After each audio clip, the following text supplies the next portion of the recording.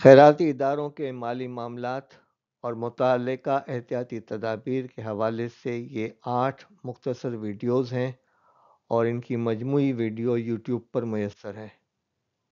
رمضان کریم بہت قریب ہے اور لوگ رمضان میں زکوٰۃ نکالتے ہیں، اس سے پہلے بھی نکالتے ہیں لیکن رمضان میں کثرت کے ساتھ نکالی جاتی ہے۔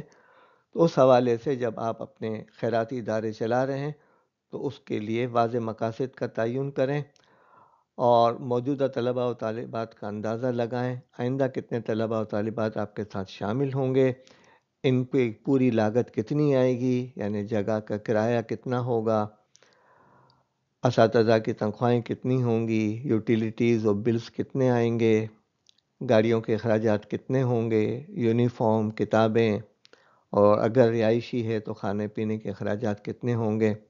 پھر اس کے ساتھ ساتھ آپ کوشش کریں کہ جو عطیہ دہندگان ہیں یعنی ڈونرز ہیں ان سے رابطہ رکھنا ہے آپ کو، اور ان کی جو ہے بنیاد کو سمجھیں اور اس بنیاد کے مطابق جو ہے مہمات کو نشانہ بنائیں۔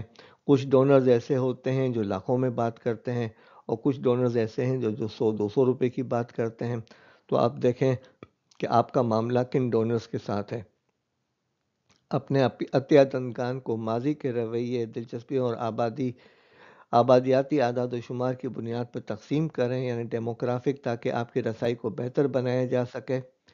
صحیح پلیٹ فارم کا انتخاب کریں، آن لائن فنڈ ریزنگ، براہ راست میل، تقریبات اور ہم مرتبہ سے ہم مرتبہ یعنی پیئر ٹو پیئر جیسے اختیارات پر غور کرتے ہوئے ان پلیٹ فارمز کو فیصلہ کریں اور اس کے تحت فنڈ جمع کرنے کی کوشش کریں۔